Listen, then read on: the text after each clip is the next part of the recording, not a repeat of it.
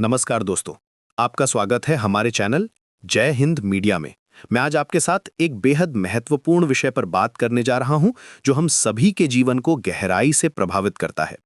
ये सिर्फ एक डिस्कशन नहीं है, बल्कि हमारी पहचान, हमारे वैल्यूज और हमारे फ्यूचर की बात है। भारत का भविष्य और हमारा संविधान आज खतरे में है।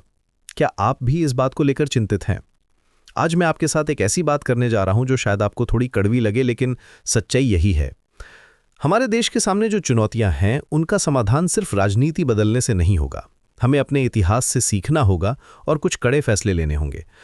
जब मैं इस विषय पर सोचता हूं तो मन में एक ही सवाल आता है, क्या हमने वाकई में अपने पूर्वजों के बलिदान से कुछ सीखा है, या फिर हम आज भी उसी भूल को दोहरा रहे हैं जो हजारों साल पहले हमारे पूर्वजों ने की थी? आइए पहले इतिहास की तरफ देखते हैं। सोमनाथ मंदिर की कहानी सुनिए। ये भारत का सबसे बड़ा और सबसे अमीर मंदिर था। उस मंदिर की दीवारें सोने चांदी से जड़ी हुई थीं। वहां के खजाने की चर्चा दूर दूर तक होती थी। उस मंदिर में पूजा करने वाले 1200 हिंदू पुजारियों ने सोचा था कि अगर वे दिन रात ध्यान, भक्ति, पूजा में लगे रहेंगे तो भगवान उनकी रक्षा करेंगे। वे मानते थे कि उनकी आध्यात्मिक शक्ति ही उनकी सबसे बड़ी ढाल है। लेकिन क्या हुआ? जब महमूद गजनवी अपनी सेना के साथ आया तो उन निहत्थे पुजारियों का कत्लेआम हो गया। भगवान का ध्यान और भक्तिमय आराधना उन्हें बचा नहीं सकी। मंदिर लूट लिया गया, तोड़ दिया गया। हजारों साल की संस्कृति और कला को एक दिन में नष्ट कर दिया गया। यह सिर्फ एक मंदिर का विनाश नहीं था, बल्कि एक पूरी सभ्यता पे हमला था। इस घटना से हमें क्या सीख मिलती है? ये कि आध्यात्मिक शक्ति अकेले पर्याप्त नहीं है। जब तक आपके पास अपनी रक्षा करने की भौतिक क्षमता नहीं है, तब तक आप किसी भी आक्रमणकारी के सामने असहाय हैं। अब सवाल ये है कि क्या हमने इतिहास से कुछ सीखा है? आज भी जब घर जलाए जाते हैं, जब हिंसा होती है, जब मासूम लोगों की हत्या होती है, तो कुछ लोग कहते हैं कि हमें हिंदू मुस्लिम भाईचारे को बढ़ावा देना चाहिए। वे कहते हैं कि प्रेम से सब कुछ ठीक हो जाएगा। लेकिन क्या ये सही है? क्या सिर्फ प्रेम और अहिंसा से हम अपनी सुरक्षा कर सकते हैं? राम रावण के युद्ध को देखिए। भगवान राम ने रावण को समझाने की कोशिश की। उन्होंने शांति का रास्ता अपनाने की कोशिश की, लेकिन जब रावण नहीं माना, जब उसने सीता माता को लौटाने से इनकार कर दिया, तो अंत में युद्ध ही करना पड़ा। राम रावण के युद्ध का फैसला हथियारों से हुआ, न कि केवल मंत्रों से। ये इतिहास का सबसे बड़ा सबक है कि धर्म की रक्षा के लिए कभी-कभी युद्ध भी जरूरी होता है। भगवान कृष्ण को देखिए। उन्होंने कंस के अत्याचारों को देखा, उन्होंने जरासंध की क्रूरता को देखा। क्या उन्होंने सिर्फ बैठकर ध्यान किया? नहीं, उन्होंने कंस और जरासंध के खिलाफ सीधी कार्रवाई की। उन्होंने समझ लिया था कि दुष्टों के साथ केवल प्रेम की भाषा काम नहीं करती। महाभारत का युद्ध इतिहास का सबसे बड़ा युद्ध है, जिसमें अरबों लोग मारे गए थे। ये युद्ध धर्म और अधर्म के बीच था। कृष्ण जी ने अर्जुन को गीता का उपदेश दिया, लेकिन युद्ध से भागने की नहीं, बल्कि धर्म की रक्षा के लिए लड़ने की सलाह दी। उन्होंने स्पष्ट रूप से कहा था कि कभी-कभी हिंसा भी धर्म हो सकती है, अगर वो अधर्म को रोकने के लिए हो। सिख गुरुओं का इतिहास देखिए। गुरु तेग बहादुर जी ने अपनी जान दे दी, लेकिन उनके बेटे गुरु गोविंद सिंह जी ने क्या किया? उन्होंने खालसा पंथ बनाया और तलवार उठाई। उन्होंने समझ लिया था कि सिर्फ प्रार्थना से काम नहीं चलेगा। उन्होंने अपने सिखों को योद्धा बनाया, न कि केवल भक्त। पिछले 1200 वर्षों में भारत में कितने महर्षि संत हुए। गोरखनाथ से लेकर रैदास और कबीर से लेकर गुरु नानक से लेकर गुरु गोविंद सिंह तक, इन सभी महापुरुषों ने समाज को जगाने की कोशिश की। लेकिन इस दौरान मुस्लिम आक्रमणकारी और अंग्रेज आते रहे। लाखों हिंदुओं की हत्या कर दी गई और तलवार की नोक पर उनका जबरन धर्म परिवर्तन कराया गया। सोचिए, इतने महान संत होने के बावजूद भी हम अपनी रक्षा क्यों नहीं कर सके? क्योंकि हमने केवल आध्यात्म पर भरोसा किया और भौतिक शक्ति की उपेक्षा की।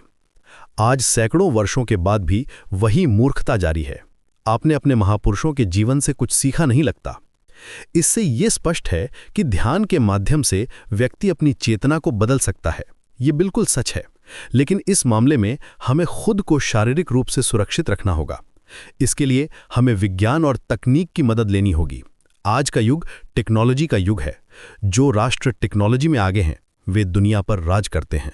सिर्फ मंत्र जाप और पूजा पाठ से दुष्टों का दिल नहीं बदलता। उनसे निपटने के लिए ताकत चाहिए, रणनीति चाहिए और आधुनिक हथियार चाहिए। अब बात करते हैं आज के भारत की।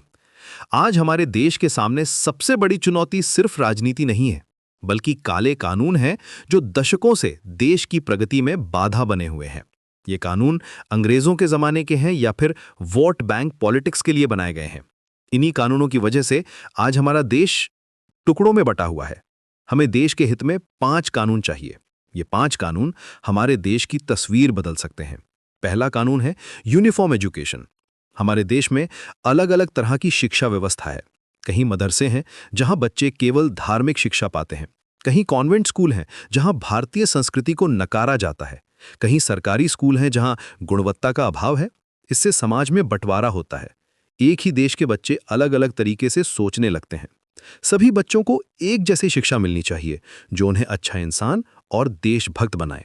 शिक्षा में साइंस, टेक्नोलॉजी और भारतीय संस्कृति दोनों होनी चाहिए। दूसरा कानून है यूनिफॉर्म सिविल कोड। अभी हमारे देश में अलग अलग धर्मों के लिए अलग अलग कानून हैं। शादी, तलाक, संपत्ति के अधिकार, सब में अलग नियम है। एक धर्म के व्यक्ति को 4 शादी करने की इजाजत है, दूसरे को नहीं। एक धर्म में तलाक आसान है, दूसरे में मुश्किल। ये गलत है, ये भेदभाव है। सभी नागरिकों के लिए एक जैसे कानून होने चाहिए। कानून के सामने सभी बराबर होने चाहिए। तीसरा कानून है कन्वर्जन कंट्रोल। धर्म परिवर्तन पर नियंत्रण होना चाहिए। लालच देकर, डराकर या झूठे वादे करके धर्म परिवर्तन कराना गलत है। आज गरीब लोगों को पैसे का लालच देकर, बीमार लोगों को इलाज का झांसा देकर धर्म परिवर्तन कराया जा रहा है। ये व्यक्ति की स्वतंत्रता का हनन है। धर्म परिवर्तन अगर करना ही है तो वो व्यक्ति की पूरी जानकारी और समझ के साथ होना चाहिए, न कि धोखाधड़ी से। चौथा कानून है इन्फिल्ट्रेशन कंट्रोल। अवैध घुसपैठ पर रोक लगनी चाहिए। आज बांग्लादेश, पाकिस्तान, म्यांमार से लाखों लोग अवैध तरीके से हमारे देश में आ रहे हैं। वे हमारी नौकरियां छीन रहे हैं, हमारी ज़मीन पर कब्जा कर रहे हैं। जो लोग गैरकानूनी तरीके से हमारे देश में आते हैं, वे हमारी संस्कृति और सुरक्षा के लिए खतरा हैं। उनकी पहचान करके उन्हें वापस भेजना जरूरी है। 5वां कानून है पॉपुलेशन कंट्रोल। जनसंख्या नियंत्रण बहुत जरूरी है। अगर जनसंख्या इसी तरह बढ़ती रही तो संसाधनों की कमी हो जाएगी और समाज में असंतुलन पैदा होगा। चीन ने 1 चाइल्ड पॉलिसी अपनाकर अपनी जनसंख्या को कंट्रोल किया। हमें भी ऐसी नीति अपनानी होगी। जो परिवार 2 से ज़्यादा बच्चे पैदा करते हैं, उन्हें सरकारी सुविधाओं से वंचित करना होगा। इन 5 कानूनों के बिना सनातन धर्म भारत के 9 राज्यों की तरह पूरे विश्व से पूरी तरह नष्ट हो जाएगा। देखिए, अफगानिस्तान, पाकिस्तान, म्यांमार में क्या हुआ है। वहाँ हिंदू धर्म लगभग खत्म हो गया है। कश्मीर से कश्मीरी पंडितों को भगा दिया गया। केरल, बंगाल में भी स्थिति चिंताजनक है। अगर हमने अभी भी आंखें नहीं खोली तो पूरा भारत इसी तरह बदल जाएगा। अश्विनी उपाध्याय जैसे विभिन्न विद्वानों का कहना है कि असली बदलाव तभी आएगा जब हम कानूनी सुधार करेंगे। केवल आलोचना से कुछ नहीं बदलेगा, केवल सोशल मीडिया पर पोस्ट शेयर करने से कुछ नहीं होगा। वास्तविक परिवर्तन तभी आएगा जब हम औपनिवेशिक मानसिकता या गुप्त उद्देश्यों से बने कानूनों के मूल पर हमला करेंगे। हमें अपनी शिक्षा व्यवस्था को भारतीय बनाना होगा। आज भी हमारे बच्चे मकौली की शिक्षा पद्धति पढ़ रहे हैं। उन्हें लगता है कि भारत की हर चीज़ पिछड़ी है और पश्चिम की हर चीज़ अच्छी है। न्याय व्यवस्था को भी भारतीय संस्कारों के अनुकूल बनाना होगा। अंग्रेजों के बनाए गए कानून आज भी हमारे देश में चल रहे हैं। ये शर्म की बात है। हमें अपना संविधान भी दोबारा लिखना होगा जो पूरी तरह से भारतीय हो। देश की 70% से अधिक समस्याओं का समाधान इन 5 कानूनों से हो सकता है। जैसे भगवान कृष्ण ने महाभारत के युद्ध से बचने के लिए सिर्फ 5 गांव मांगे थे, वैसे ही आज हमें इन 5 कानूनों की जरूरत है। अगर ये कानून बन जाए तो भारत एक मजबूत और एकजुट राष्ट्र बन जाएगा। लेकिन ये काम आसान नहीं है। इसके लिए हमें एकजुट होना होगा। भारत बचाओ आंदोलन चलाना होगा। हर नागरिक को जागरूक होना होगा। सिर्फ वोट देकर अपनी जिम्मेदारी खत्म नहीं हो जाती।